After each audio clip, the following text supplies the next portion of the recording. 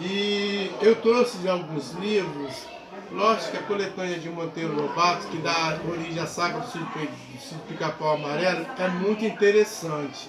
Eu dou uma dica para os professores da rede pública de ensino do município de vários estados, esse livro que trata, Monteiro Lobato, livro a livro, obra infantil, vem falando de todos os livros de Monteiro Lobato. Tem também ele também em versão adulta. É muito interessante, é uma ferramenta. Quer dizer, ele vai te dar mais subsídio do livro. E aqui temos alguns livros, né? Temos alguns livros, tá? Eu escolhi alguns para falar sobre Monteiro Lobato, alguns livros. E Monteiro Lobato, ele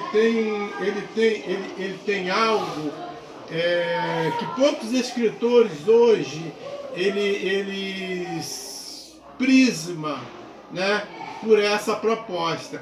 O Monteiro Lobato ele é único em certo sentido. Por quê? Monteiro Lobato ele tinha essa, vamos dizer assim, numa linguagem bem atual, ele estava conectado com seus leitores. Monteiro Lobato, ele fazia o livro, mas ele interagia com seus leitores, coisa que poucos, eu não sei como é que é hoje.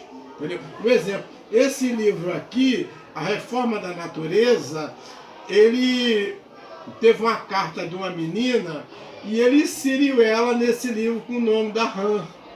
É a garota que escreveu, né? E ele inseriu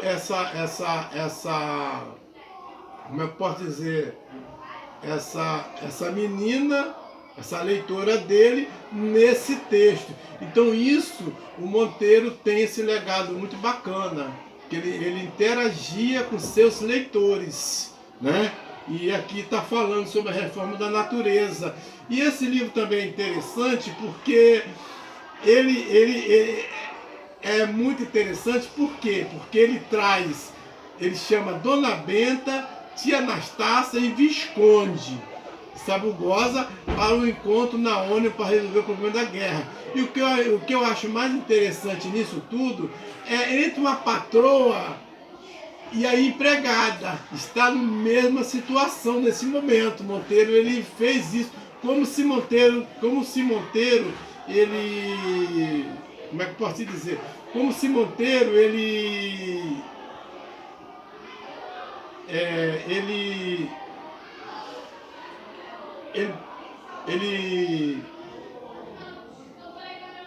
desse voz também à empregada, logo a empregada naqueles moldes, tia Anastácia, né?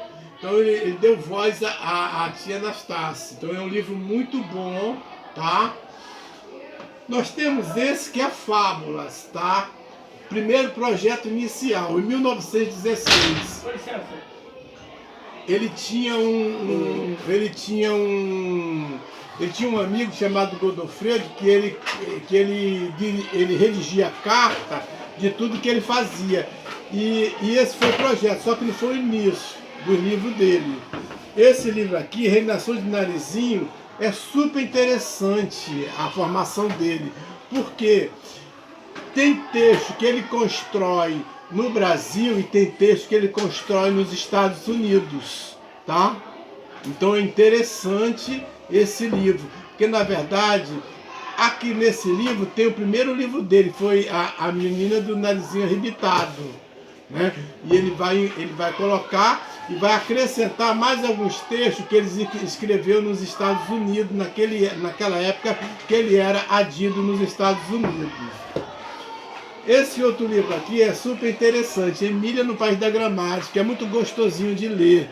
É até uma forma do professor trabalhar a língua portuguesa de uma forma divertida, né? Então é muito interessante quando a Emília chega diante do verbo ser e ela quer um diálogo com ele, né? É muito bacana, é muito interessante.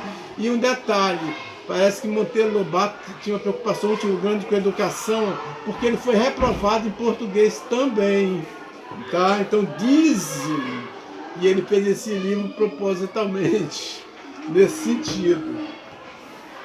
Memória de Emília é um livro também super interessante, que Emília vai descrever as memórias do sítio Pica-Pau Amarelo. Só que ela tem que compartilhar com o Visconde, mas Emília, vocês sabem, né? Emília quer ser a dona do pedaço. Ela quer mandar. E aí Visconde, com todo o jeitinho dele, também negocia com ela. Olha, vamos dividir as partes.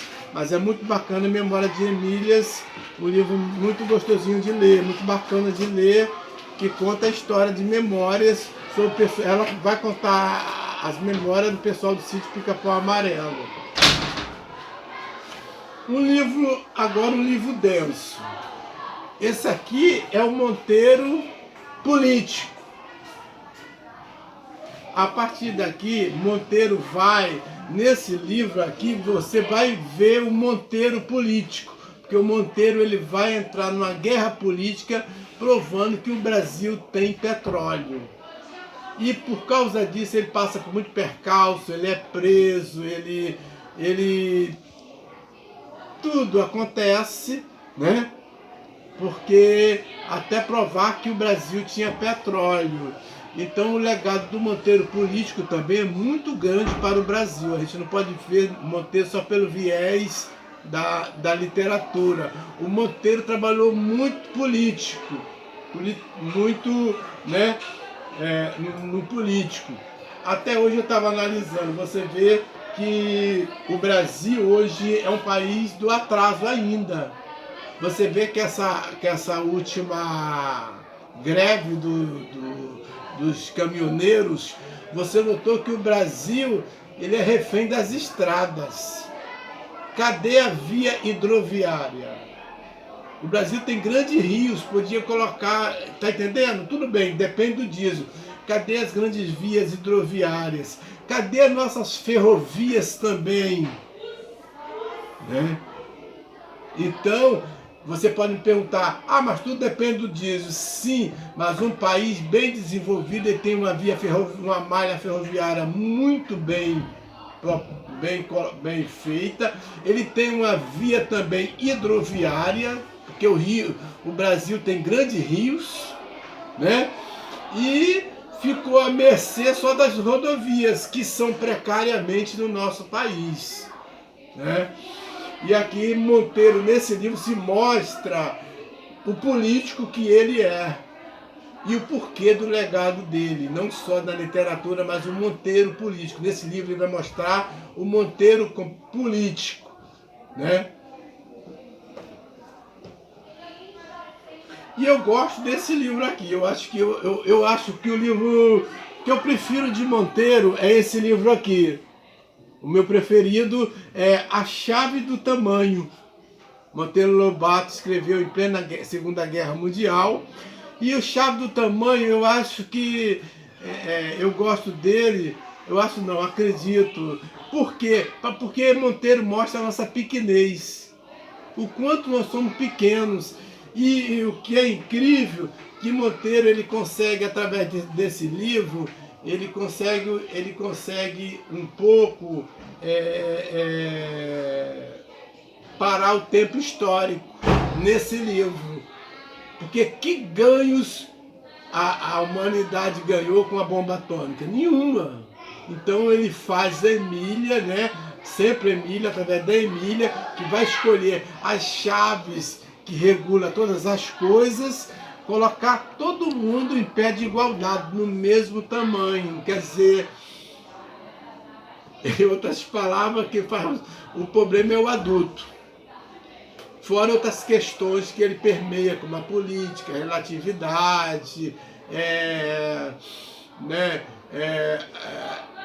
ânsia pelo poder. Então ele trabalha, eu acho muito interessante esse livro. Quando eu vejo que, quando a Emília desliga a chave, fica todo mundo com a roupa sobrando, né? Então eu acho muito interessante esse livro. Eu acho que Monteiro, ele, além do mais, Monteiro é sempre um homem antenado com seu tempo. Ele não escreve coisas em que não está vivendo naquele momento. Lógico que todo homem é sujeito histórico do seu tempo. E Monteiro fez muito bem, com muita genialidade, ele fez isso. Né? E esse livro é um livro muito bacana e atual, né? E atual. Qual chave para descobrir para o ser humano possa, né, respeitar o outro? Né? A chave do respeito, não é isso? A tolerância, né? Então ele traz isso, né, de uma forma infantil, traz para o universo infantil, que é um universo interessante, né? Que é um universo que você possa entender. Já acabei.